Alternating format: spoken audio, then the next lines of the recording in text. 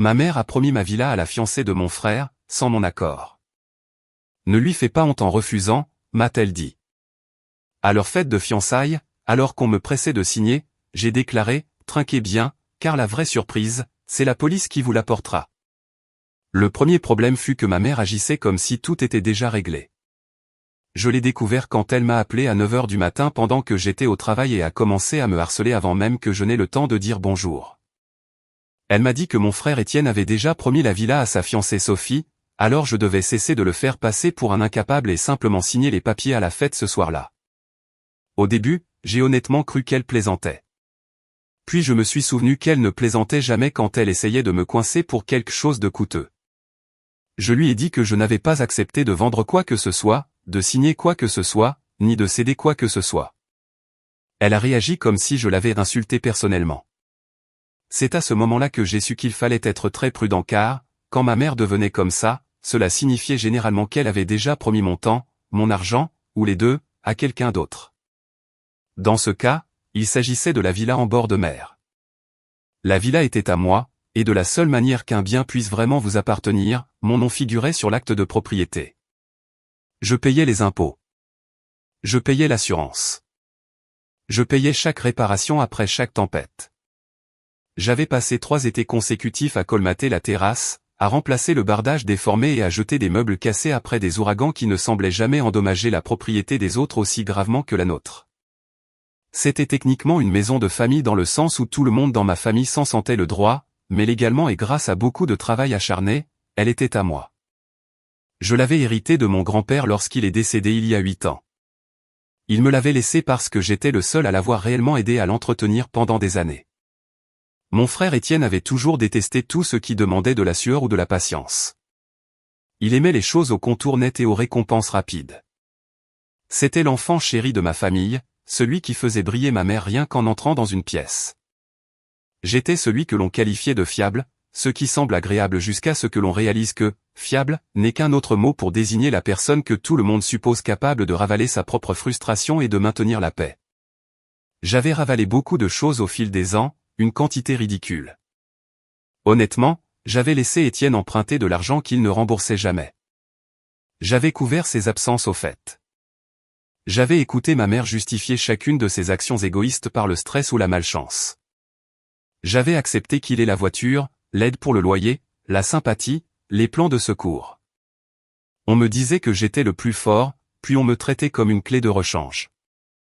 La villa en bord de mer avait été la seule chose que je refusais d'abandonner. Non pas parce que j'étais cupide, pas même parce qu'elle était sentimentale, bien qu'elle le fût. C'était parce que j'y avais consacré une partie de ma vie. Mon grand-père m'y avait appris à réparer un cadre de fenêtre qui fuyait quand j'avais 16 ans. J'avais passé des nuits d'été à dormir sur le canapé là-bas après avoir fait des doubles postes à l'université, puis je me réveillais avec du sable dans mes chaussures et du sel sur ma peau. C'était le seul endroit de ma famille où il faisait assez calme pour penser. Quand maman a dit qu'Étienne l'avait promise à sa fiancée, je suis resté assis à mon bureau, mon casque toujours sur la tête, et j'ai ri une fois, car l'alternative était de crier. Je lui ai demandé quand exactement il était devenu propriétaire de ma maison. Elle m'a dit que j'étais enfantin et que les biens familiaux n'étaient pas le moment de s'en tenir aux détails techniques. C'était une autre de ses habitudes. Chaque fois que la loi me favorisait, elle devenait soudainement allergique aux technicités. Quand la loi favorisait Étienne, elle devenait sacrée. Je lui ai dit aussi calmement que possible que si Étienne avait promis quelque chose qu'il ne possédait pas, c'était son problème. Elle est restée silencieuse pendant peut-être 2 secondes, ce qui, pour elle, équivaut à un pic de tension artérielle. Puis elle a dit que la fête de fiançailles avait lieu ce soir et que cela l'embarrasserait si je faisais une scène. C'était la première fois que j'entendais l'expression « l'embarrasser ». Ce ne serait pas la dernière. Apparemment, mon rôle ce jour-là était de protéger Étienne des conséquences naturelles de sa propre bouche. J'ai dit que je ne signerais rien. Elle m'a dit qu'elle ne comprenait pas pourquoi j'étais si difficile. Puis elle a dit que je la remercierais plus tard d'avoir préservé l'harmonie familiale. J'ai failli raccrocher alors. Au lieu de cela, je lui ai dit que j'avais du travail et j'ai mis fin à l'appel avant qu'elle ne puisse continuer à me harceler. Je suis resté assis 1 minute entière à regarder mon écran d'ordinateur. Un de mes collègues m'a demandé si tout allait bien et j'ai menti en disant oui. C'était un mensonge habituel pour moi. À l'heure du déjeuner, j'avais déjà commencé à vérifier les registres du cadastre départemental. C'était parce qu'une semaine plus tôt, j'avais reçu un étrange courriel d'une femme d'un office notarial me demandant de confirmer une demande de documents concernant un dossier de transfert de propriété.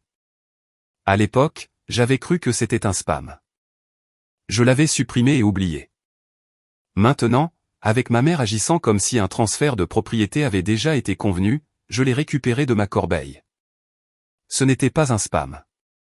C'était un vrai message, un vrai dossier de transfert avait été préparé. Mon nom était dans l'objet. J'ai cliqué 3 fois avant de comprendre ce que je regardais. Il y avait eu un projet d'acte de cession de propriété avec l'adresse de ma propriété.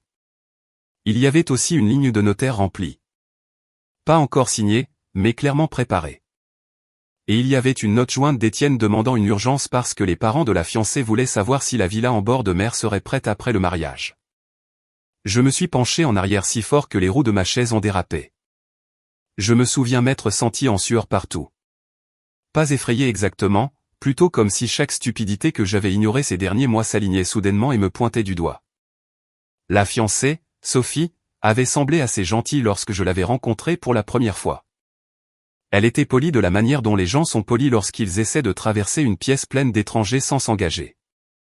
Elle riait aux blagues de ma mère. Elle qualifiait la maison de mon grand-père de charmante. Elle posait beaucoup de questions sur la plage et le quartier et si quelqu'un louait la place. À l'époque, je pensais qu'elle faisait juste la conversation. Maintenant, je comprenais qu'elle avait fait des recherches sur la propriété. Cette prise de conscience m'a rendu malade. J'ai imprimé le courriel et la pièce jointe, puis je suis allé dans le couloir jusqu'à une salle de conférence vide et j'ai rappelé l'office notarial. La femme était prudente et professionnelle. Elle m'a dit qu'elle ne pouvait pas discuter en détail des documents d'une autre partie, mais elle pouvait confirmer que quelqu'un avait récemment demandé des projets de documents utilisant la description de ma propriété. Elle a également dit quelque chose qui m'a fait tressaillir. Il y avait eu une tentative de planification de notarisation et d'enregistrement en personne. Elle a dit que la demande avait été suspendue parce que certaines des pièces d'identité fournies ne correspondaient pas aux informations du propriétaire légal au dossier. Je me souviens avoir serré le téléphone si fort que ma main me faisait mal. Donc, ce n'était pas seulement ma mère qui était dramatique. Quelqu'un avait réellement essayé de faire croire que la maison était en cours de transfert. La femme de l'office notarial m'a suggéré de parler à un avocat spécialisé en immobilier et éventuellement à la gendarmerie si je soupçonnais une fraude. Elle a utilisé le mot « fraude » d'une voix calme et ennuyeuse qui, d'une certaine manière, a rendu les choses encore pires. Je l'ai remercié et j'ai raccroché. Puis je suis resté assis dans la salle de conférence plus longtemps que je n'aurais dû, regardant l'imprimé et essayant de ne pas penser à Étienne, dans une belle chemise boutonnée, disant à Sophie que ma maison faisait partie de ses projets d'avenir. Le fait d'être le membre responsable d'une famille fait que l'on apprend souvent les pires choses après que tout le monde ait déjà décidé que c'est réglé. J'avais passé des années à supposer qu'Étienne était juste paresseux et impulsif. Je n'avais pas pleinement apprécié jusqu'où il irait quand une jolie promesse était en jeu.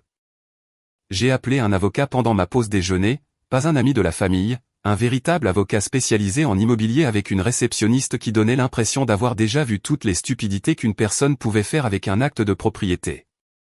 J'ai expliqué autant que je pouvais sans paraître fou. Je lui ai dit que mon frère avait promis ma maison à sa fiancée. Je lui ai dit que ma mère me faisait pression pour que je la signe lors d'une fête de fiançailles. Je lui ai dit que je venais de trouver un projet de dossier de transfert et qu'un office notarial avait signalé des irrégularités. Elle n'a pas semblé surprise. C'était presque plus contrariant que si elle l'avait été.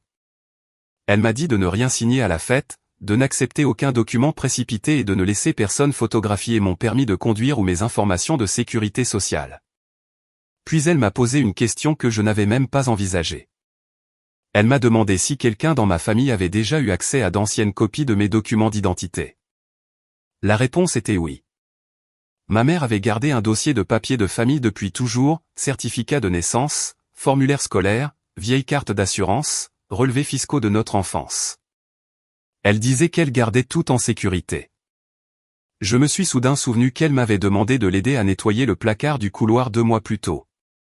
Elle s'était montrée trop intéressée par une boîte à chaussures de vieux papier.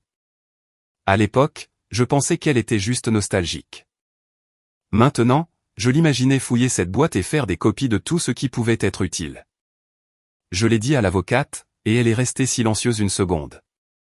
Puis, elle m'a dit que je devais prendre cela au sérieux et tout documenter. Elle m'a également dit d'envisager de déposer un rapport s'il y avait une chance que quelqu'un ait essayé de soumettre de faux documents. J'ai quitté le bureau en avance, ce que je ne fais jamais, et j'ai conduit directement à la villa en bord de mer. Ce trajet est gravé dans ma mémoire car tout le temps, j'essayais de savoir si je réagissais de manière excessive. C'est une stupide habitude, au fait. Les gens comme moi sont entraînés depuis l'enfance à se demander si nous réagissons de manière excessive avant de nous demander si tout le monde se comporte mal. Je n'arrêtais pas de me dire qu'il devait y avoir un malentendu. Peut-être qu'Étienne s'était juste un peu emballé. Peut-être que Sophie avait supposé qu'il possédait l'endroit parce qu'il parlait beaucoup. Peut-être que maman avait perdu la tête parce qu'elle aimait l'idée d'un mariage familial parfait plus qu'elle n'aimait la réalité. Puis je suis arrivé à la maison et j'ai trouvé une table pliante déjà installée sur le patio arrière. Elle était recouverte d'une nappe blanche. Il y avait un plateau de flûte à champagne, une petite pile de serviettes et un panneau de fiançailles encadré appuyé contre la balustrade. Le panneau disait quelque chose de joyeux et stupide sur la célébration de l'avenir dans la villa familiale en bord de mer. Je suis resté là, mes clés à la main, et j'ai senti mon visage devenir blême. Ce n'était pas juste une fête. C'était une présentation. Ils avaient planifié toute une annonce basée sur l'hypothèse que je m'inclinerais. Cela m'a blessé plus que je ne l'avais imaginé. Non pas à cause de la propriété elle-même, mais à cause de la certitude, de l'hypothèse, de la façon dont mon rôle dans la famille avait été réduit à une dernière formalité. Je suis entré et j'ai trouvé ma mère dans la cuisine avec l'une de mes tantes, 2 cousins et une femme que je n'ai pas reconnue et qui s'est avérée être la notaire que ma mère avait engagée. Elle n'était même pas subtile. Il y avait une petite pile de papier sur le comptoir. Mon nom figurait sur la première page. Ma mère a semblé soulagée en me voyant. Ce soulagement, plus que tout, m'a dit qu'elle croyait vraiment que je céderais. Elle est venue et a commencé à me tirer la manche comme si c'était une visite familiale normale. Puis elle a répété la même chose, juste avec des mots différents. Étienne avait déjà promis la villa en bord de mer à Sophie, alors je devais cesser de l'embarrasser et signer. Je lui ai dit non, juste non. Pas d'explication, pas d'argument, pas d'adoucissement. Je me souviens encore du regard sur son visage quand le mot l'a frappé. Ce n'était pas de la surprise, c'était de l'outrage. Comme si j'avais brisé un scénario qu'elle avait écrit des semaines plus tôt. Elle a immédiatement commencé à dire que ce n'était pas le moment. Que la famille de Sophie était déjà excitée. Que Étienne avait dit aux gens que la maison était un cadeau qui les aiderait à commencer leur vie ensemble. Je lui ai demandé quand exactement ils avaient décidé que ma propriété faisait partie du paquet de fiançailles d'Étienne. Elle a dit que j'étais égoïste. J'ai dit que j'étais utilisé. Cela a attiré l'attention de tout le monde. Les cousins dans la cuisine sont devenus très silencieux. La notaire a commencé à regarder entre nous comme si elle souhaitait que son taux horaire inclue une protection de témoins. Ma tante a essayé de changer de sujet, mais il était trop tard. Je me suis dirigé vers le comptoir et j'ai pris la première feuille. C'était un projet d'acte de cession de propriété. La paperasse était propre et professionnelle, ce qui la rendait encore pire. Le tout était présenté comme si cela avait toujours été normal. Le nom de mon frère était d'un côté des notes de transfert. Le mien était de l'autre. Il y avait même un pense-bête sur le paquet rappelant à quelqu'un de s'assurer que j'apportais une pièce d'identité ce soir. Ma mère avait déjà planifié une embuscade complète. Je lui ai demandé où elle s'attendait à ce que je trouve l'argent pour remplacer la maison si je la donnais. Elle a dit que ce n'était pas le but. C'était le genre de réponse qu'elle donnait quand le but était ce qu'elle voulait. Elle m'a dit qu'Étienne et Sophie s'occuperaient de la propriété, qu'elle resterait dans la famille, que j'étais célibataire et que personne ne dépendait de moi.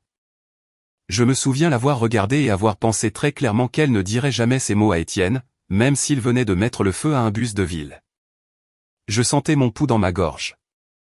J'ai regardé autour de la cuisine les fleurs sur l'îlot et les menus du traiteur et les petites coquilles décoratives que ma mère avait éparpillées partout. Et j'ai réalisé qu'elle avait tout planifié jusqu'au rond de serviette. Elle n'avait pas seulement supposé que je dirais oui. Elle avait arrangé toute la soirée de sorte que dire non semblerait laid. Cette partie m'a rendu furieux parce que ma mère aimait toujours avoir un public quand elle pensait que le public était de son côté. Je lui ai dit que j'allais vérifier quelque chose dans ma voiture. Puis je suis sorti et j'ai rappelé l'avocate. Elle a décroché cette fois. Je lui ai dit que le projet d'acte était déjà imprimé et qu'il y avait une notaire sur place. Elle m'a demandé si j'avais signé quoi que ce soit. Je lui ai dit non. Elle m'a dit de ne signer sous aucune circonstance à la fête et de partir si quelqu'un me mettait la pression. Puis elle m'a dit quelque chose qui a changé le cours de toute la soirée. Elle a dit que si un document avait été préparé avec mes informations sans ma permission et s'il y avait eu une tentative de l'enregistrer ou d'utiliser une signature copiée, je devrais déposer un rapport de fraude immédiatement. Elle a également suggéré que si je soupçonnais déjà ma famille d'essayer de forcer la question publiquement, je devrais peut-être avoir les forces de l'ordre sur place avant que les choses ne s'aggravent. Ce mot, s'aggraver, sonnait si ridicule et officiel que j'ai presque ri. Mais je ne riais plus quand j'ai raccroché. Je suis resté assis dans ma voiture dans l'allée pendant quelques minutes, fixant la maison pendant que le vent de l'océan berçait les palmiers. J'entendais des gens bouger à l'intérieur. J'entendais des verres être posés. J'entendais la voix nette et affairée de ma mère. Et je n'arrêtais pas de penser au fait que si je n'avais pas vérifié le courriel, j'aurais pu entrer ce soir et signer la seule chose dans ma vie qui me semblait encore mienne. J'ai fait quelque chose que je n'avais jamais fait auparavant. J'ai appelé le numéro non urgent de la gendarmerie, non pas pour déposer une plainte dramatique, ni pour faire arrêter quelqu'un sur le champ. J'ai expliqué que j'étais le propriétaire légal de la propriété, que je croyais que quelqu'un tentait un transfert non autorisé et que j'étais préoccupé par la pression, l'éventuelle utilisation abusive de mon identité et une confrontation publique si la famille insistait. L'adjoint du gendarme qui a appris les informations a semblé fatigué mais aimable. Il m'a dit de déposer un rapport à la caserne et a ajouté qu'un gendarme pourrait être envoyé plus tard si nécessaire. J'ai conduit à la caserne, je me suis assis sur une chaise dure sous des néons pendant près d'une heure et j'ai raconté toute l'histoire à un gendarme avec un carnet et un visage qui ne changeait pas beaucoup. Je lui ai montré les courriels. Je lui ai montré le projet d'acte. Je lui ai montré la correspondance de l'office notarial. Il a posé des questions très pratiques sur qui avait accès aux anciens documents, si quelqu'un avait déjà copié ma pièce d'identité, si la propriété avait été utilisée comme garantie et si je me sentais physiquement en danger de retourner à la maison ce soir. J'ai dit, probablement pas physiquement en danger, mais certainement acculé. Il a hoché la tête comme si c'était une catégorie qu'il comprenait. Au moment où j'ai quitté la caserne, j'avais un numéro de dossier, un reçu de rapport imprimé et l'assurance de l'adjoint du gendarme que si quelque chose se passait à la fête, je devais appeler immédiatement. C'est à ce moment-là que ma colère a cessé d'être floue. Elle est devenue organisée. Je ne réagissais plus aux absurdités familiales. Je répondais à une tentative d'appropriation de propriété. Ce n'est peut-être pas la phrase juridique la plus précise, mais c'est ce que ça ressentait. Je suis retourné à la villa en bord de mer avec le rapport dans ma boîte à gants et j'ai envoyé un message à l'avocate avec le numéro de dossier.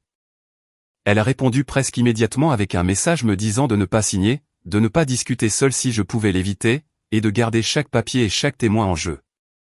Elle m'a également dit qu'elle avait déjà commencé à préparer un dépôt d'urgence au cas où la soirée tournerait à la coercition. C'est à ce moment-là que j'ai réalisé qu'elle prenait cela aussi au sérieux que moi.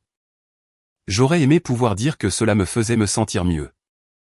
Principalement, cela m'a fait me sentir très froid. La fête avait déjà commencé quand je suis rentré.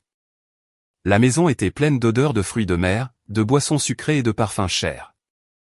Ma mère avait invité plus de monde que je ne m'y attendais, ce que j'ai réalisé plus tard faisait partie de la pression. Il y avait des voisins, quelques anciens collègues de mon père, les parents de Sophie, et même un ami de la famille qui n'avait rien à faire là, sauf pour donner plus d'ampleur à l'événement. Sophie elle-même avait l'air vraiment heureuse, ce qui a presque compliqué les choses. Elle portait une robe pâle qui correspondait au coquillage des décorations de table. Elle est venue vers moi en souriant et pendant une horrible seconde, j'ai pensé que peut-être elle n'avait aucune idée de ce qui se passait. Puis j'ai remarqué la façon dont ses yeux ont jeté un coup d'œil à la table où le dossier d'acte était posé en pile soignée à côté du champagne. Elle en savait assez. Peut-être pas tout, mais assez. Mon frère Étienne était dans son élément. Tout sourire facile et mains ouvertes. Il portait une chemise en lin qui était probablement plus chère que mon versement hypothécaire si j'en avais un. Il m'a tapé sur l'épaule comme si nous étions complices de la même blague. J'ai détesté ce contact immédiatement. Il a dit qu'il était content que je puisse venir. Il a dit que la soirée était une affaire de famille. Il a dit que les parents de Sophie étaient ravis de l'idée de la villa en bord de mer. Tout le temps, il tournait autour de la vérité sans la toucher. Je l'ai laissé parler. J'étais devenu très doué pour laisser les gens se révéler en parlant. Ma mère continuait de planer à proximité, essayant de maintenir mon attention sur le centre du patio où la notaire attendait avec un stylo.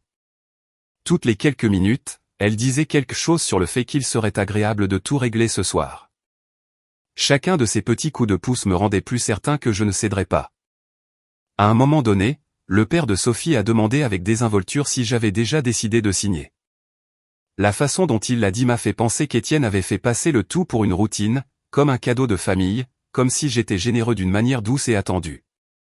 Je sens encore la chaleur de l'embarras qui m'a frappé alors, non pas le mien, mais le leur, car j'ai réalisé qu'ils avaient raconté aux autres une version de l'histoire qui omettait la partie où j'étais pris en embuscade. J'avais une assiette de nourriture à la main et je pouvais à peine la goûter. Je me souviens avoir regardé les vagues à travers les fenêtres et avoir pensé que cette villa en bord de mer avait survécu aux tempêtes, aux termites, à la moisissure, à un effondrement de toit et à ma famille, ce qui était honnêtement probablement le pire de tout.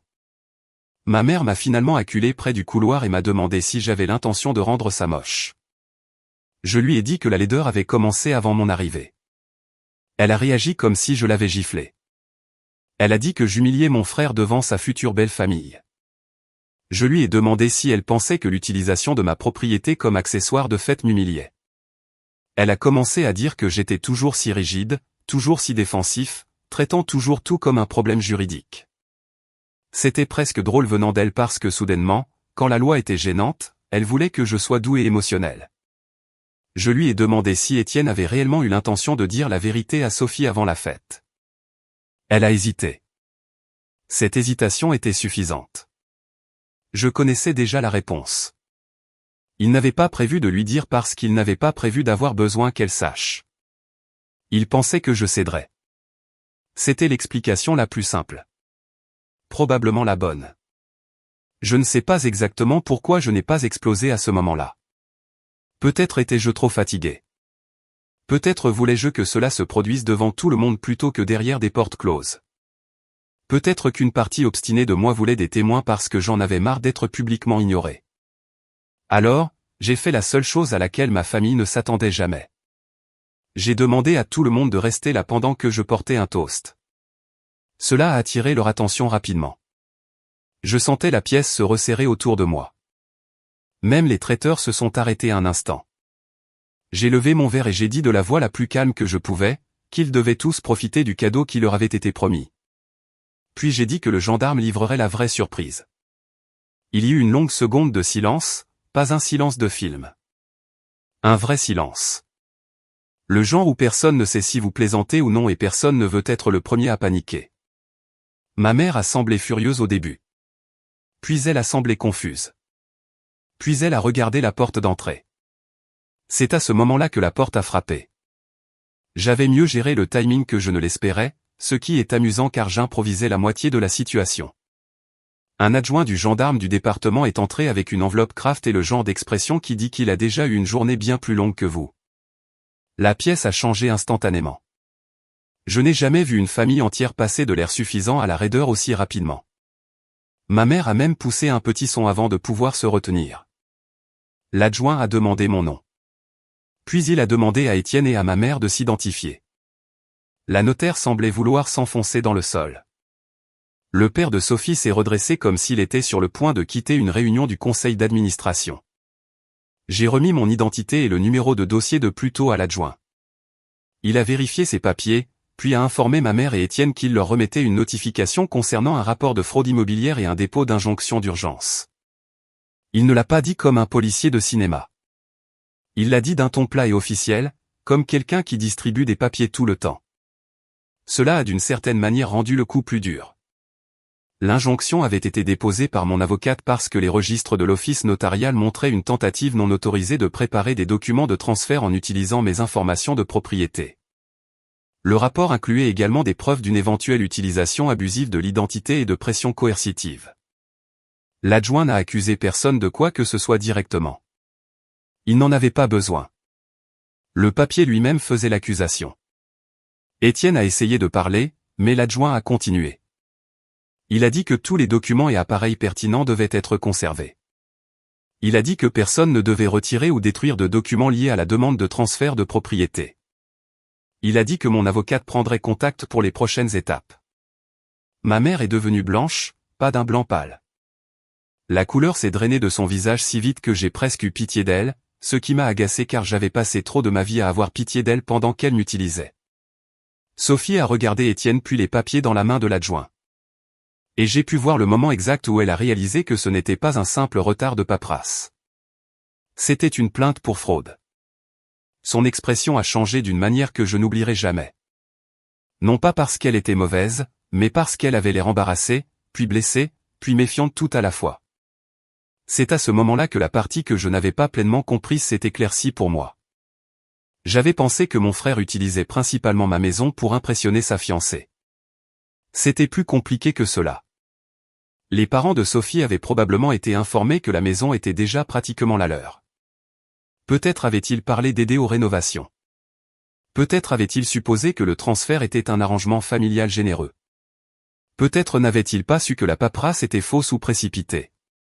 Mais Sophie a clairement compris assez pour savoir que quelque chose n'allait pas. Et maintenant, tout le monde le savait. La fête de fiançailles n'a pas explosé. Elle s'est effondrée.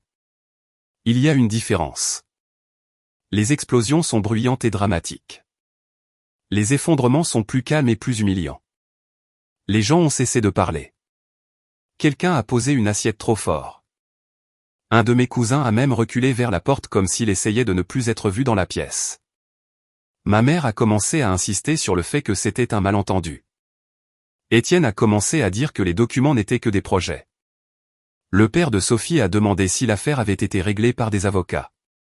L'adjoint a clairement indiqué que ce n'était pas son rôle. Il avait juste besoin que les parties nommées accusent réception et préservent les documents. Ma mère m'a regardé avec une haine que je n'avais honnêtement jamais vue chez elle auparavant. C'est à ce moment-là que j'ai pleinement compris que dans son esprit, je ne m'étais pas sauvé. J'avais gâché l'événement familial en refusant de disparaître. Je devrais probablement dire que je me suis senti triomphant. Je ne l'ai pas fait. Je me sentais malade, tremblant et étrangement épuisé parce que, aussi justifié que je fusse, j'étais toujours le type qui devait se tenir dans une pièce pleine de gens choqués et regarder sa propre mère découvrir qu'il en avait marre d'être manipulé. Étienne a essayé de se sauver en se montrant offensé. Il a dit qu'il avait seulement essayé de bâtir un avenir pour Sophie et que j'exagérais tout. L'adjoint lui a dit de ne pas toucher les papiers. Cela l'a fait taire. Sophie a finalement demandé, pas fort, mais assez clairement, si Étienne lui avait dit que la propriété était en fait la mienne. Il n'a pas répondu au début. C'était une réponse suffisante en soi. Puis il a dit qu'il avait l'intention de tout expliquer avant le mariage. C'était une chose si pathétique à dire que j'ai presque eu plus de peine pour elle que pour lui. Presque. Le visage de Sophie a de nouveau changé et j'ai pu voir le moment où elle a décidé qu'elle ne resterait pas pour le reste de ce cirque. Sa mère est venue et a commencé à poser des questions d'une voix devenue glaciale d'embarras. Sophie s'est éloignée d'Étienne comme s'il était devenu contagieux. Personne n'a élevé la voix. Personne n'en a eu besoin. Le tout était trop humiliant pour crier. Je me souviens de ma mère essayant enfin un dernier angle. Elle m'a dit que c'était toujours une affaire de famille et que je ne devais pas l'étaler devant des étrangers. J'ai regardé autour de la pièce le personnel du traiteur, l'adjoint, les parents de Sophie, les voisins, la notaire, et le cousin qui prétendait maintenant aider avec les ordures. Je lui ai dit que les étrangers étaient la raison pour laquelle j'avais besoin de témoins. Cette réplique l'a assez blessé pour que même maintenant je ne sois pas désolé de l'avoir prononcée. L'adjoint est resté juste assez longtemps pour confirmer que les documents avaient été signifiés.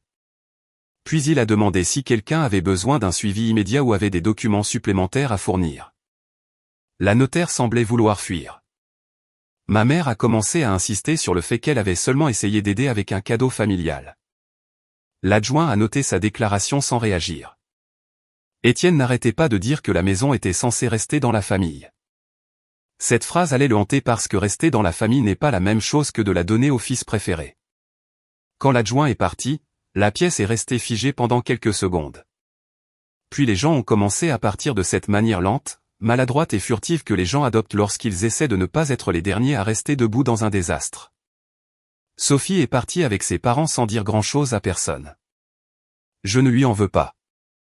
Honnêtement, elle était probablement la personne la moins responsable de tout ce gâchis. Elle avait été trompée par l'homme qu'elle allait épouser et utiliser comme point de pression contre moi. C'est une très mauvaise soirée selon les normes de n'importe qui. La fête de fiançailles s'est terminée avec la plupart des plats intacts et ma mère assise à la table de la cuisine comme si quelqu'un l'avait débranchée. Étienne a fait les 100 pas sur la terrasse pendant un moment, puis a commencé à essayer de me parler en privé. Il a dit qu'il n'avait pas su que maman était allée si loin. J'ai ri quand il a dit ça parce que c'était un mensonge si transparent. Il en savait assez pour promettre la maison. Il en savait assez pour dire à la famille de Sophie qu'il y aurait un cadeau. Il en savait assez pour s'attendre à ce que je cède. Cela signifie qu'il en savait beaucoup. Ce qu'il ne savait pas, c'est que j'avais déjà vu la note de l'office notarial et le projet de dossier de transfert. Il ne savait pas non plus que l'avocate avait trouvé un deuxième problème en examinant la paperasse. Quelqu'un avait tenté de créer une correspondance de signature sur une version antérieure du dossier d'acte. Pas un faux parfait, un faux bâclé, mais suffisamment pour que si cela avait été enregistré sans contestation, j'aurais pu passer des mois à démêler un gâchis. Cette découverte a fait passer le côté juridique de la pression familiale impolie à quelque chose de beaucoup plus grave. Les jours suivants ont été un tourbillon d'appels téléphoniques. L'avocate a agi rapidement. Elle a déposé l'injonction d'urgence. Elle a contacté l'office notarial. Elle a envoyé des demandes pour préserver les registres. Je suis retourné à la caserne de gendarmerie pour ajouter une déclaration plus complète. L'adjoint a confirmé que le département avait signalé la tentative de transfert de propriété pour examen. Il m'a également dit que si une personne avait soumis un faux acte ou utilisé une identification copiée, l'affaire pourrait devenir une enquête criminelle selon la tournure des preuves. C'était la première fois que je ressentais une vraie peur, non pas pour ma maison, mais pour la stupidité de ma famille, car il semblait toujours penser que cela pouvait être réglé par la discussion. Ma mère m'a appelé 4 fois cette nuit-là. Je n'ai pas répondu. Elle a laissé des messages qui alternaient entre la blessure, la fureur et ce que je ne peux décrire que comme une tristesse stratégique. Elle revenait sans cesse au même argument, Étienne avait promis, Sophie était excitée, la famille avait l'air mal maintenant, je les avais tous embarrassés, j'aurais dû être plus compréhensif. Encore une fois. Compréhension. Ce qu'elle voulait dire, c'était obéissant. Le lendemain matin, elle a envoyé un long message disant qu'elle ne pouvait pas croire que j'humilierais mon propre frère de cette façon après tout ce qu'il avait traversé. Ce message aurait fonctionné sur moi il y a 10 ans, peut-être même 5. Cela n'a pas fonctionné alors car à ce moment-là, j'avais déjà commencé à voir le schéma en plein jour. Étienne avait traversé beaucoup de choses, on lui avait pardonné des choses pour lesquelles d'autres auraient été punis. Ce n'était pas la même chose que l'adversité. C'était un privilège avec un éclairage dramatique. L'office notarial a confirmé plus tard que le dossier de transfert avait été assemblé à partir d'informations fournies par quelqu'un ayant accès au dossier de la propriété et à d'anciens détails d'identité. L'incompatibilité de signature avait suffi à empêcher l'enregistrement. Si cela avait été fait, j'aurais dû le contester devant les tribunaux.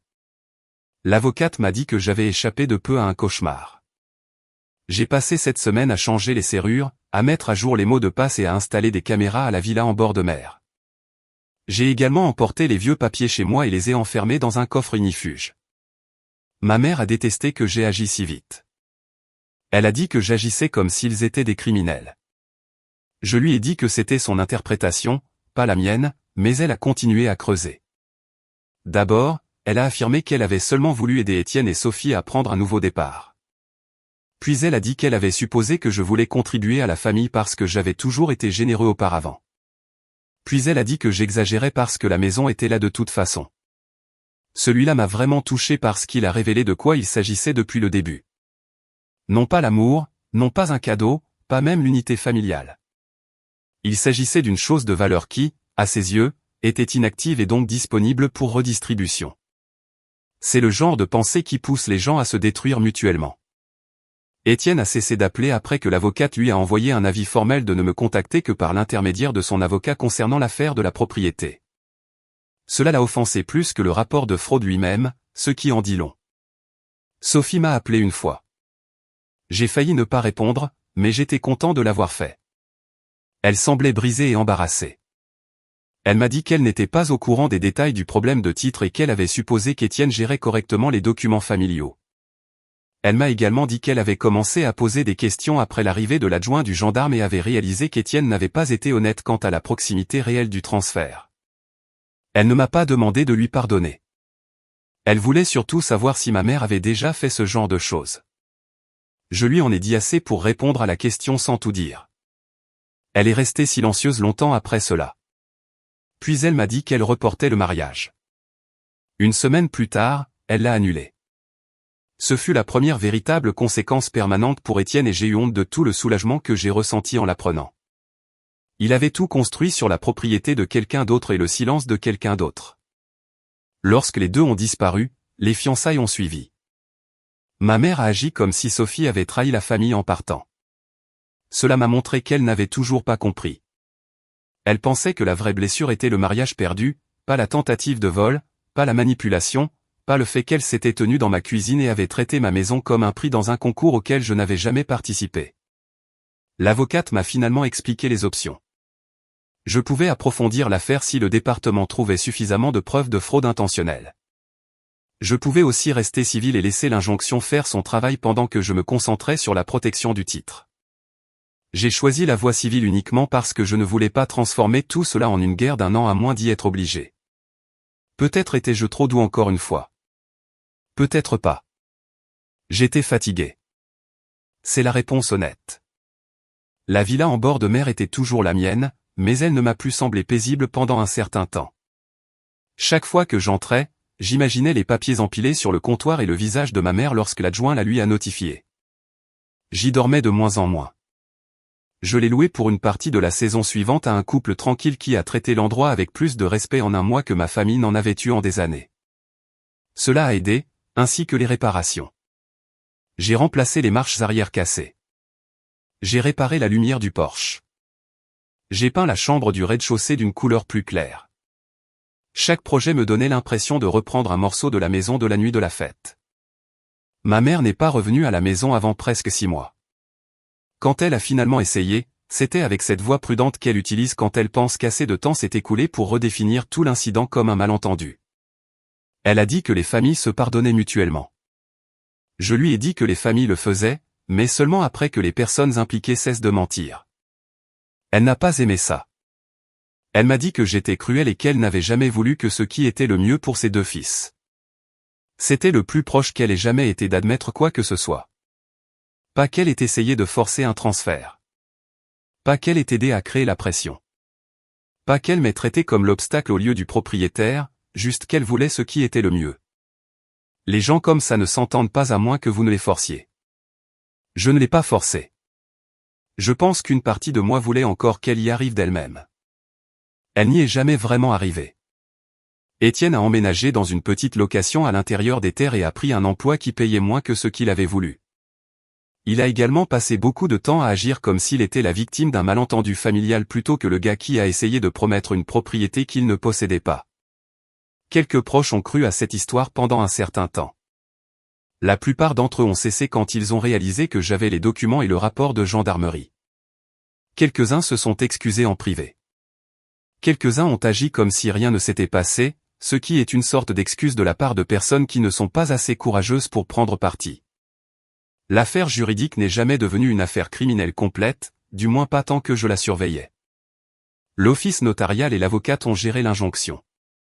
Le département a maintenu le drapeau de fraude sur le dossier de la propriété. Cela seul a suffi à empêcher quiconque de tenter le même coup. Je reçois encore parfois des lettres adressées à la fois à moi et à la villa en bord de mer. Généralement des services publics ou un ancien compte qui n'a jamais été mis à jour, n'est-ce pas?